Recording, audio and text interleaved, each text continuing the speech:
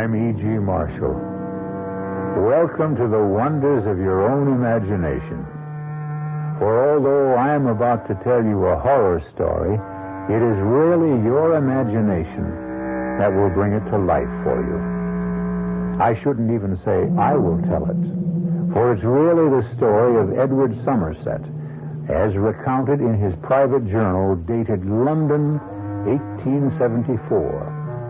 A truly harrowing account of what took place at Moorland Manor.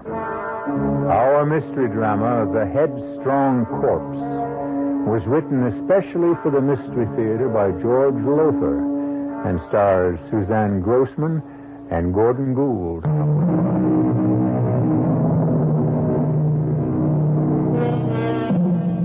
As you may know, it's a custom of mine, a hobby, if you will, to read old diaries and journals, the accounts of lives written down by people long since dead and in their graves. Recently, I had the good fortune to come across the journal of a certain Edward Somerset, a young London lawyer, barrister, the English would say, who tells a grisly tale of what took place at Moorland Manor in the year 1874. According to Edward Somerset, but no, let him tell the story in his own words, just as he recorded it in his journal. And so, this being the appointed day, I took the coach to the village of Burley, 20 miles south of London in Kent, and in spite of the storminess of the weather, made the trip in less than 4 hours. I found Margaret Trezilian, the girl I loved devotedly, but who, alas, shall never be mine, in a terrible state of nerves. Edward, how glad I am to see you. And I you, my darling. Though I feared you'd not welcome the sight of me. Oh, darling, if only I'd never consented to marry Richard Westmore. Never given my promise. You had no choice. Is there no escape, no way out? Only if Dr. Westmore releases you from your promise. Rescinds the marriage contract you and your father signed. He'll never release me. In fact, he's coming for the weekend. He'll be here this evening to set the date for our marriage. Perhaps if I were to have a talk with him. Now, what's all that? Hobbs and Mrs. Murchison having another of their quarrels. Mr. Hobbs, is that? Oh, no, it isn't, Mrs. Murchison. By no means. Oh, we'll see, Mr. Hobbs. We'll see. Miss, what is it now, Mrs. Murchison? Since we buried my father a week ago, you and Hobbs have quarreled without let-up. What is it this time? It's him and his lofty airs. That's what it is. Sir Simon was hardly cold in his coffin before Hobbs began lording it over me and the other servants. Now your father is dead, he seems to feel he's in charge. I am. That's the way Sir Simon would have wanted it. Oh, begging your pardon, miss, but as you know, I was butler and personal servant to your father before you were born. I've been with his family many years, most of my life, in fact. Whatever this disagreement between you and Mrs. Murchison may be, we'll discuss it another time. At the moment, we must go to the crypt. Fetch a lantern so you can light the way. Well, why do you stand there? Oh, there'll be no need for me to enter the crypt, I trust. I don't believe so. Edward? No. The will merely states that the coffin was to be left open for a week and food and water left nearby. The master was always afraid of being buried alive. Deathly afraid. As many are. It's an all too common occurrence. But no, you needn't enter the crypt, Hobbs. Miss Trezilian must do that. And I, as a representative of the law firm of Costain and Loring, must accompany her. Ah, yes, sir, but when it comes to putting the lid on the coffin and screwing it down... I'll do that, since it seems to trouble you. Oh, thank you, sir, and I'll fetch the lantern. You may go, Mrs. Murchison. We'll discuss this matter later. Very well, miss. But Hobbs is becoming... He has become impossible. Oh, now, who could that be on such a day as this? Whoever it may be, let him in out of the storm, Mrs. Murchison. Yes, Miss Edward. Oh, thank you, Murchison. Thank you. Frightful. Soaked to the skin.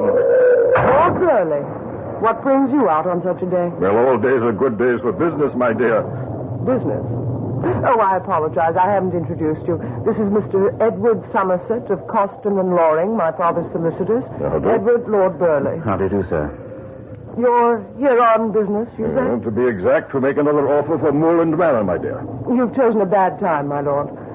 Though, really, any time would be bad. As my father told you more than once, I think, Moorland is not for sale. Wrong tense, my dear. It wasn't for sale, but it is now. Or I happen to know soon will be. What gives you that idea, Lord Burleigh? Excuse me, Hobbs has brought the lantern, Edward. Lord Burleigh will have to excuse us. I had forgot. This is the day, and no doubt the time, for paying a visit to the family crypt, eh? Your father had a fear of being buried alive. Well, I'm sure you'll find him dead enough. May I ask how you happen to be so well acquainted with the private affairs of Moorland Manor?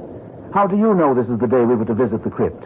There's little goes on in Burleigh, in the county and of the village, sir, that I don't know. Good day to you, sir.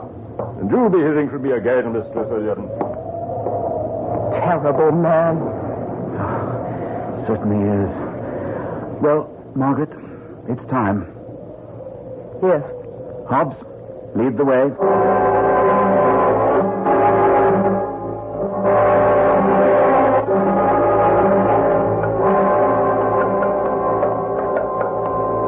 Here we are. I'll open the door. Give me the lantern, Hobbs, and wait here. Oh, yes, sir. Come, Margaret. Edward, I can't enter that awful place again. I'm afraid you must. It was your father's wish. So cold. Damp. So... There's the open coffin. Let me just shine the lantern inside it to be sure your father's body is still there. Yes, it is. Look, Margaret. Yes. The body is there. Go outside now. I'll put the lid on the coffin and screw it down. All right. I'll wait for you with Hobbs until you... Edward. What is it? There's something strange here. Something curious. The clothes on the body. The clothes? That isn't the suit we buried my father in. In fact, Edward... Oh, good Lord. It isn't my father's body. No. Edward, I tell you, it isn't. You knew my father. He was much taller. And he was thin. By heaven, you're right. But this makes no sense at all. It's his head. Yes, it is. I'm going to faint. Outside, quickly. I'll join you. Miss, what is it, miss? Something horrible. Horrible. What, miss, what? I don't dare say it, Hobbs. I don't dare think it. Mr. Somerset, sir, what is it? What is it in there? The thing in the coffin, it's Sir Simon's head, but not his body. Not his body. Someone cut his head off, stole his body, and put another in its place.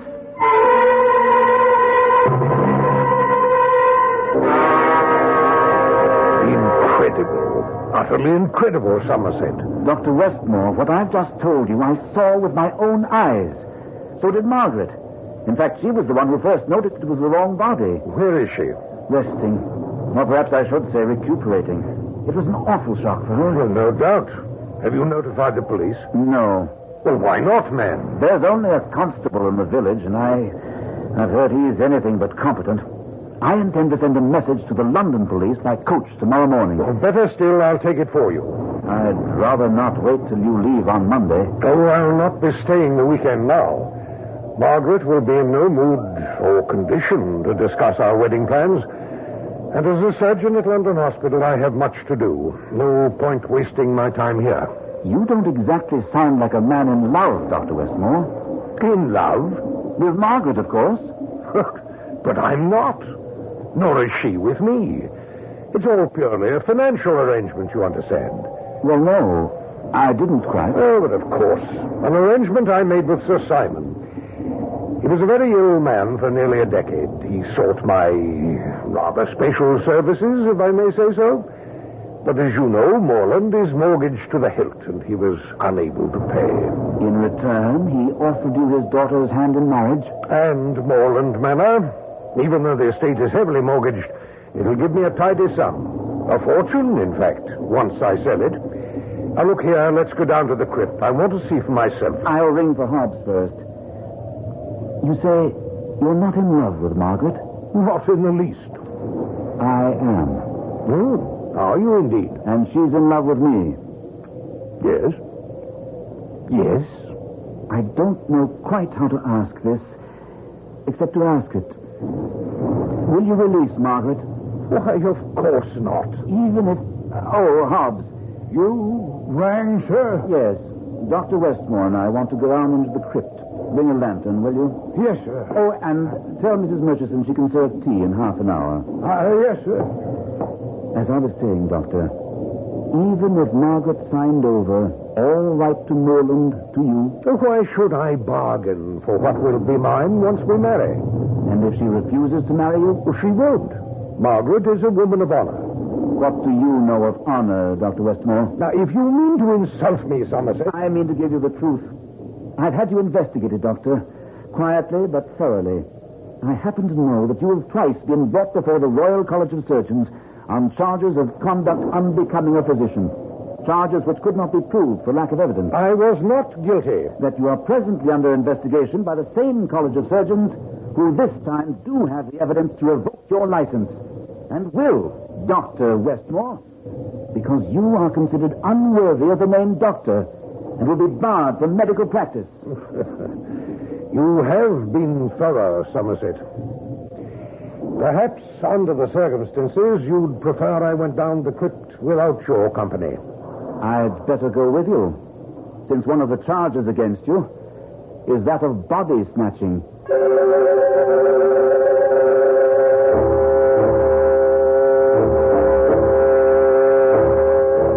I'll take the lantern, Hobbs. You wait here. Oh, thank you, sir. Oh, and you told Mrs. Murchison about tea. Well, I'm sorry, sir, but I couldn't find her about. What do you mean? She must be somewhere in the house. No, sir. At least I was unable to find her, and you did want the lantern right away, sir. No matter. This way, Westmore. Those coffins, stacked one on top of another, their occupants have certainly been dead for years. Some of them for nearly a century. Curious. That's Sir Simon's coffin there, the one with the lid off? Yes. And as you can see, the body isn't that of Sir Simon, but... Good Lord! What in the name of... Here, raise the lantern. Let's have some more light. You did say the head was Sir Simon's?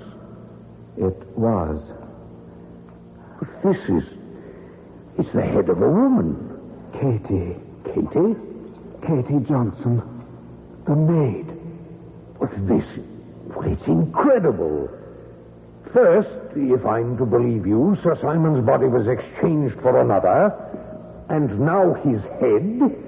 Is this some sort of a joke? I don't think so, Westmore. But if it is, it's the joke of someone gone mad. Stark mad.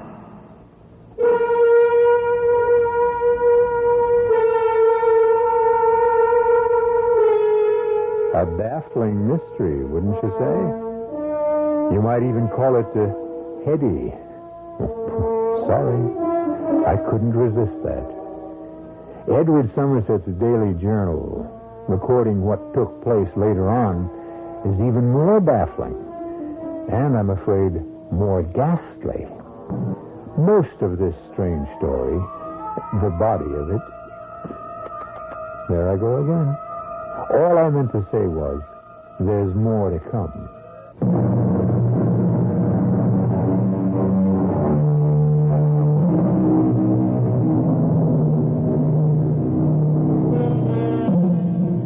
The world is filled with of shocking things.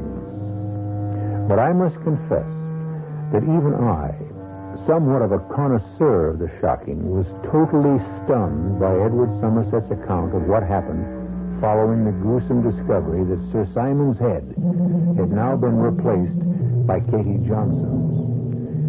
If I was appalled merely in reading about what had taken place, the feelings of those who actually lived through these ghastly events can be imagined. But where is my father's body, head and body? Whose body is it in the coffin? Who killed Katie Johnson, severed her head from her body, and put it in my father's coffin? What? Margaret, I beg you, enough. I can't answer even one of your questions, let alone a dozen. I didn't ask a dozen, Edward. You needn't snap my head off. No. We're all somewhat nerved up. Talk. We sit here talking when we should be doing something. Perhaps you have a suggestion, my dear Margaret? At least one murder has been committed in this house. Possibly two. Katie Johnson and whoever's body that is in my father's coffin. Shouldn't we notify the police? The village constable is worse than useless. Dr. Westmore has offered to take a message to the London police when he leaves in the morning. You'll not be staying the weekend? I may soon cease to be a doctor, Margaret. Certainly if the College of Surgeons rescinds my license. But I still retain some remnants of the gentleman. You are certainly in no mood to discuss our wedding plans. Neither now nor at any other time. Ah, well, you have no choice there. Perhaps she does. Or could have, if, as you say, you do retain some gentlemanly qualities. You refer to the suggestion you made earlier, just before we went down into the crypt. Yes. What suggestion? That Westmore release you from your pledge to marry him in return for Moorland Manor.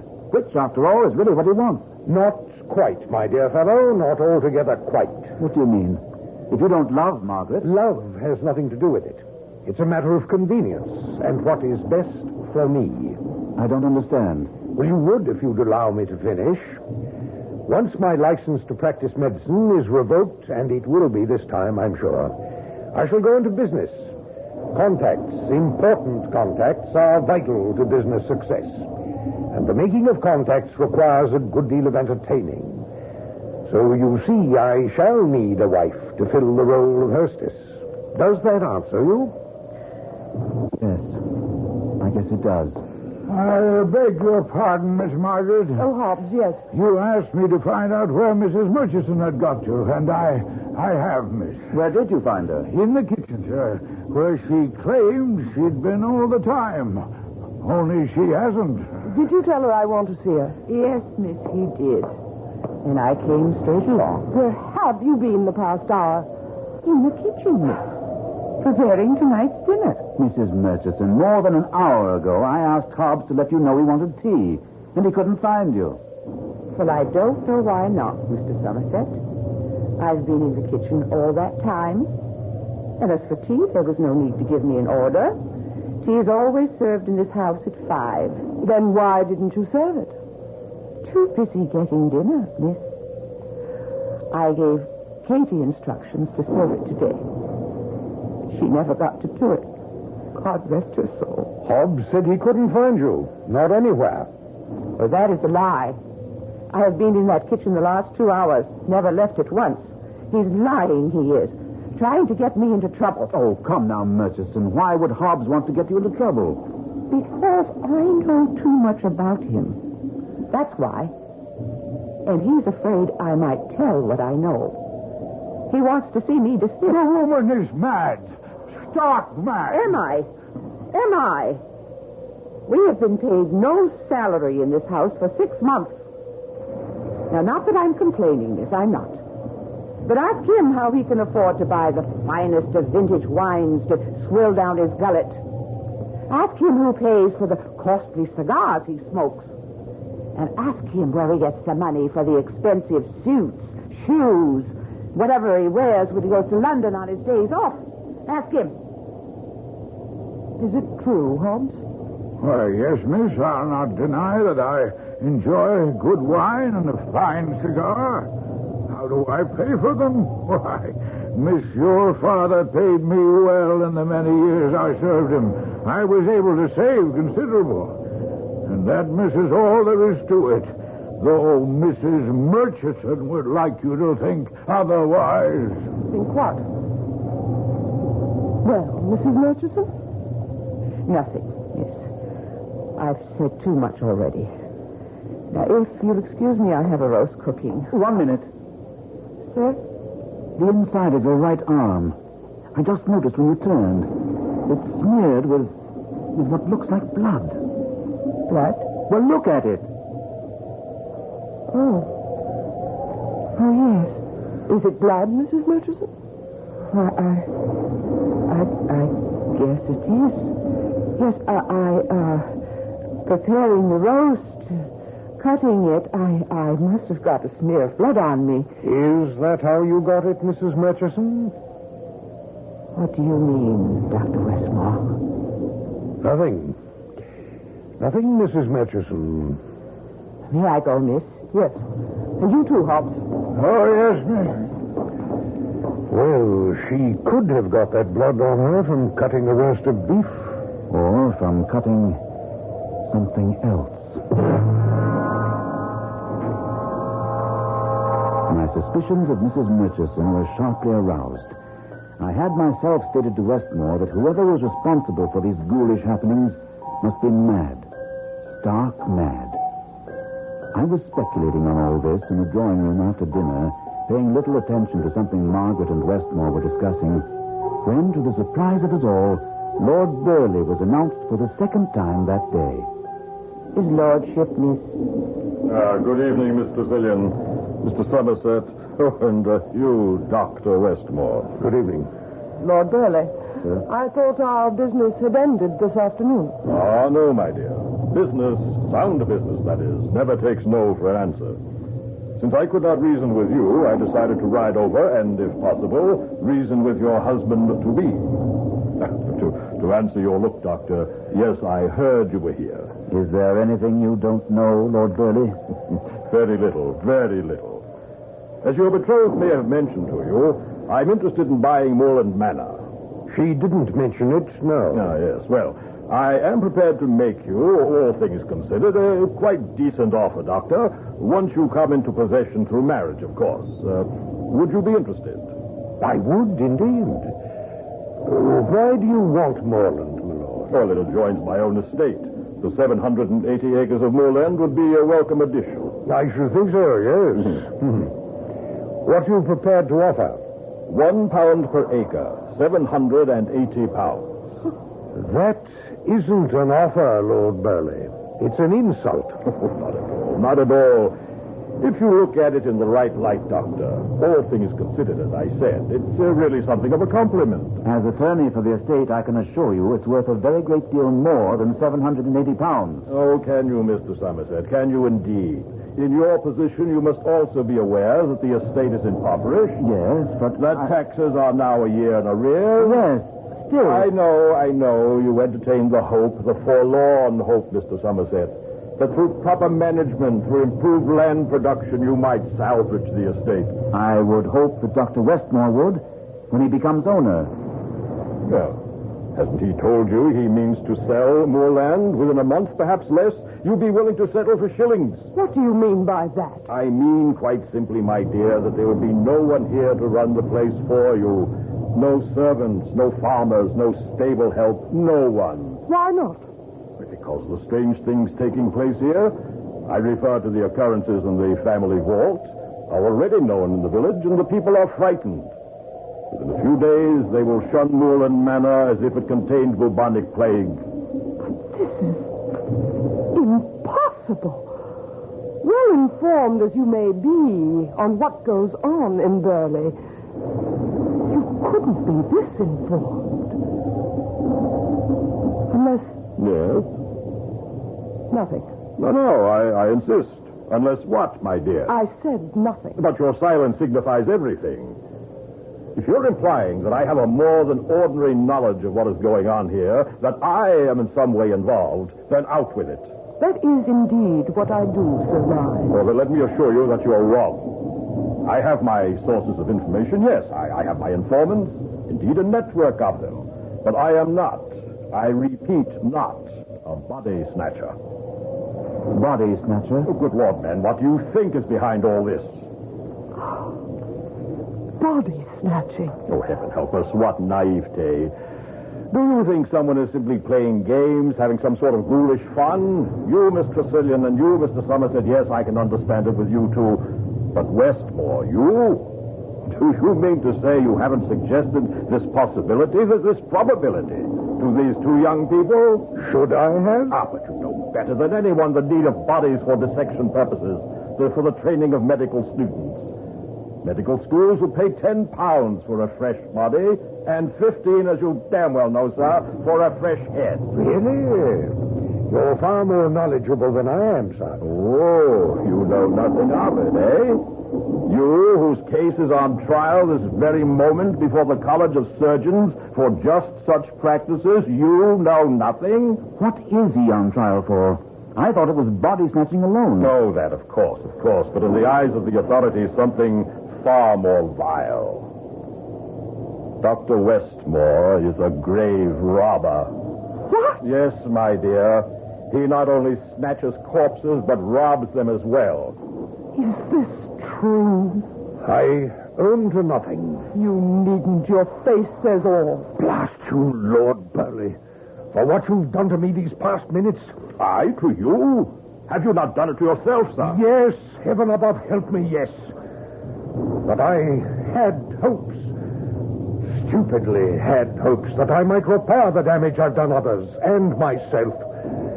I dared to hope that with the monies I would receive from the sale of Moorland, I might regain some reputation, some respect, some personal dignity. I ask your pardon. I had not known you had in you even a spark of decency. Only a spark. Nevertheless, a spark, which I might have fanned into flame. And you may still. What I have said has been said within the confines of this house. No, Lord Burley, it has been said within the confines of this woman's heart, and will echo there till the day she dies. Ah, well, I am sorry. But now, as to my offer to buy Moorland Manor... Another time. We'll discuss it another time, if at all. Now, then I had best take my leave. That would be best. And Lord Burley, My dear? don't come back.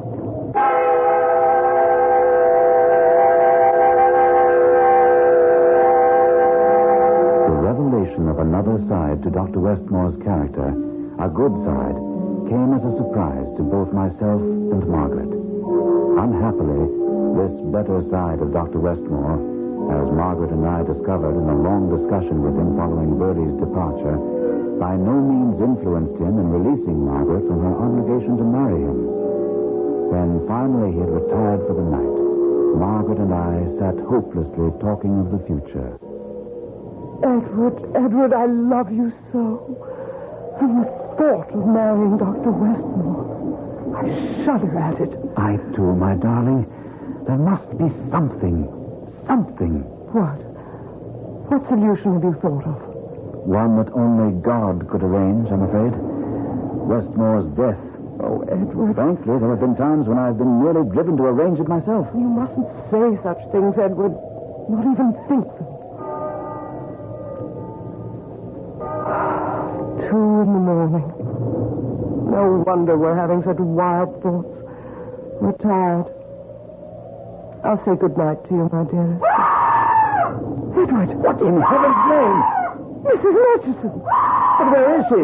Where are those screams? Oh, the crypt. The crypt! Sounds that way.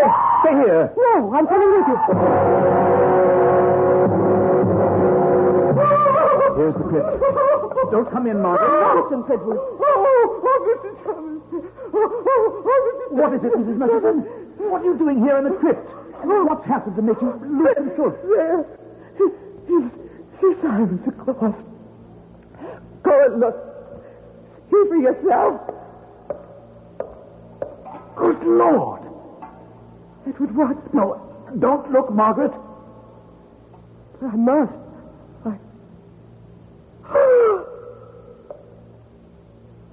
Oh, my God.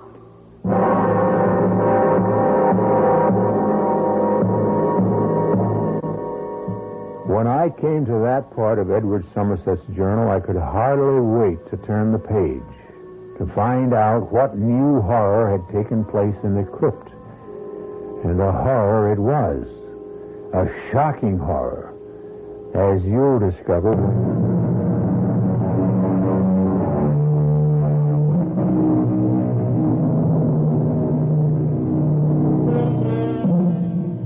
Shall we turn that page of Edward Somerset's journal? Personally, I could scarcely wait to do so. But I am used to horrors. Can sort of take them in my stride. While you, on the other hand, you insist? Very well, then. We turn the page.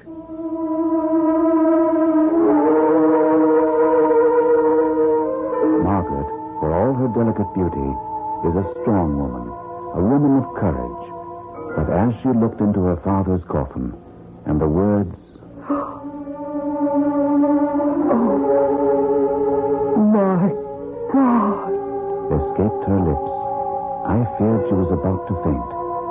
But she somehow managed to retain control. When I was sure she wasn't about to collapse, I turned my attention to Mrs. Murchison and said, "Pull yourself together, Mrs. Murchison." I'll try. And answer me. What are you doing here in the crypt? And at this hour of the morning? Well, answer me. I wanted to clear myself. Clear yourself? To prove my innocence. Now, last night, when you saw the blood smear on my arm, the way you looked at me, all of you, the way you talked, I could see you suspected me of doing these foul things. But what brought you here? What could you expect to prove here? I don't know. I only know I couldn't sleep. I tossed and turned, all sorts of thoughts going through my head, all sorts of needs to prove to you that your suspicions of me were unfounded. I came down here in desperation, I suppose, thinking I might find something, some clue, some bit of evidence that would give the lie to Hobbs. Instead, I found that. What do you mean, give the lie to Hobbs? Sir, I was in the kitchen all the time he claims he was looking for me. The time when poor Katie was murdered. Oh, and see, that blood on my arm was from cutting the roast beef, from nothing else. So you say. You don't believe me still. Why should I? We find you here in the crypt under very curious circumstances, and you expect us to believe your not very convincing story? It's the truth. I swear to you, sir, you miss. It's true. That's to be seen. The question now is, what's to be done? Edward, the police must be notified as soon as possible. Yes. Dr. Westmore was going to take a message to London tomorrow morning. Well, someone else will have to do it now. Edward? Yes? Are we dealing with a madman? I'd say what's in that coffin answers your question, Margaret. If we had found Dr. Westmore's head, just the head, I might still have some doubts, but not anymore. Not after finding Westmore's head with the lips cut off.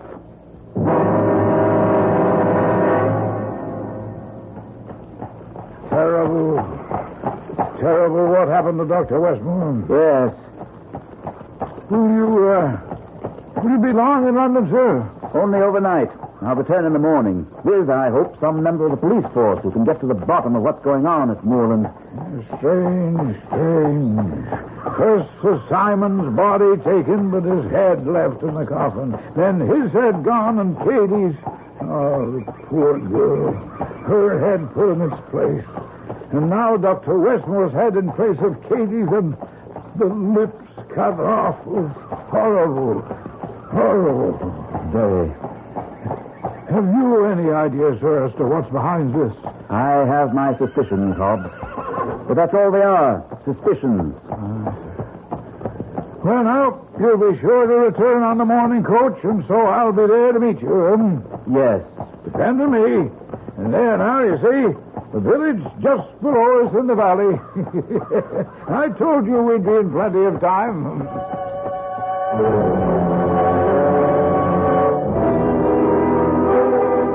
You've hardly touched your dinner, miss.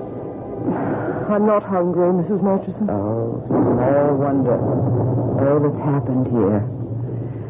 And some of the village farmhands telling me today that they'd not be coming back to Moorland to work the fields. I'll see who it is, miss. Lord Burley. Is your mistress at home, Mrs. Murchison? I'll see, my lord. No need. I'm sure she is. I thought I had informed you, Lord Burley, that your presence here is no longer desired. You may change your mind about that. If you've come to see me about... I've come to see the crypt, if I may have your permission. Whatever for? I learned today that a good number of your farmhands have left you because of the doings here. Well, for my benefit, once I own moorland, I think it best to clear up the mystery of the crypt as quickly as may be. You think you can? I know I can. Because, you see, I know, on good authority, the reason behind what's been going on. Is it body snatching? Yes. So, in any case, I am informed. But I wish to see for myself before taking action. I have your permission? Very well. Well, come along, then.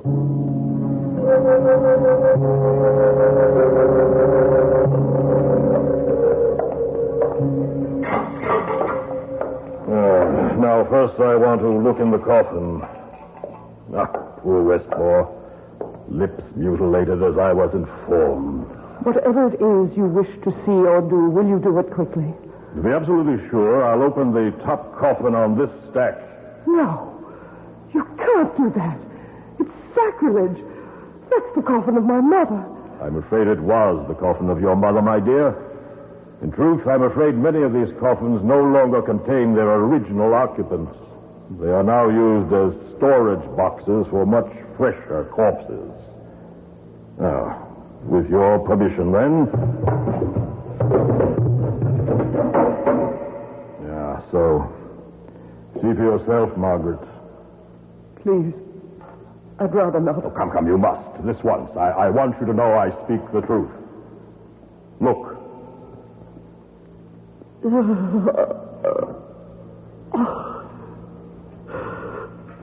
But why? If bodies are in such demand, why store them away? Why not sell them at once? Oh, my dear, you're as devoid of business sense as your father. In business, there is an inexorable law known as the law of supply and demand. When supply exceeds demand, prices fall, and vice versa. There's more demand for corpses at some times, and at others, more demand for heads at certain times. At the moment, medical schools are in need of heads. Why? I haven't the vaguest idea. My informant didn't know. I do. What? Hobbs, what are you doing here? No need to answer that, Hobbs. That butcher knife in your hand is answer enough. Answer enough for you. Damn your rotten soul.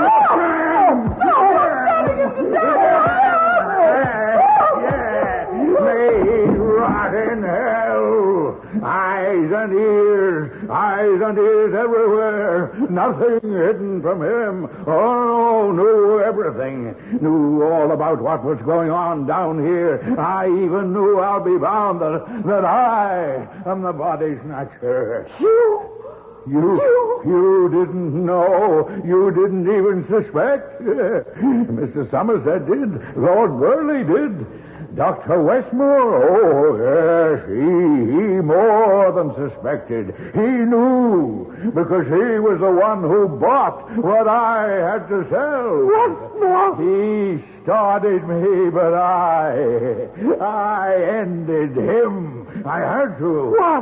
Why did you have to? He was soon to go on trial before the College of Surgeons. They have enough evidence to convict him, to break him down, and he will have told everything, including where he got the bodies, the heads, from me. Yes, from me. That's why I had to cut off his lips, so he'd never tell. Never. You're mad. Yes, that may be. The bodies, the heads. How did you transport them? The nearest medical schools are in London. I have a carriage, well, more a wagon in the village. And the night before, I would go to London. On my days off, I would take what I had to sell into the village and stack them away in the wagon. You thought I went to London by coach? Yeah. I never did. I always went in my wagon, taking my produce to market, to Dr. Westbrook. I never suspected. I never knew. Well, you do now. No, don't. Don't kill me, Hobbs. Please, don't kill me. I must. And cut off your lips so you can't ever say. No, please. I'll be quick. It won't hurt. Oh, yes. I've become very... Mr. Somerset. You came back. I never went.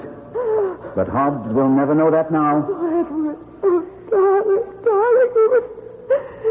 He was a body snatcher. I know, dearest. I heard everything he said. But I knew the whole story before I came back from the village. You didn't go to London? I never intended to. The more I thought about it, the more it seemed that if Lord Burley could buy information, and he couldn't have got it any other way, then maybe if I spread the word in the village that I was willing to pay and pay handsomely, well... in any case, I did. And it worked. You learned about Hobbs? Everything. Thank God you arrived in time. I thank him not only for that, but for the future that lies ahead for us. There are two important tasks I shall devote the rest of my life to. One is restoring Moorland Manor to what it once was. And the other? Making you the happiest woman on earth.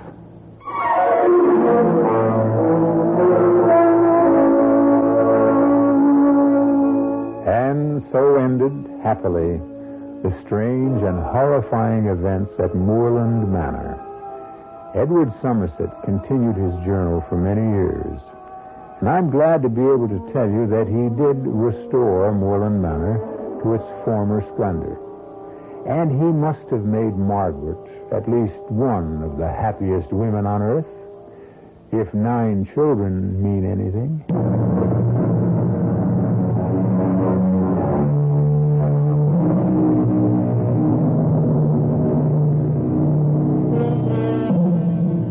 Our story took place in 1874. There are many who say the world was a better place to live in then. Maybe it was. I don't know. All of us do face many problems, many frustrations, many fears these days. But one fear we don't have now that just about everyone had then is the fear of being buried alive. At least I don't think we have. Our cast included Suzanne Grossman, Gordon Gould, Anne Petoniak, Ian Martin, Kurt Benson, and George Lothar. The entire production was under the direction of Hyman Brown. This is E.G. Marshall inviting you to return to our Mystery Theater for another adventure in the macabre. Until next time, pleasant dreams.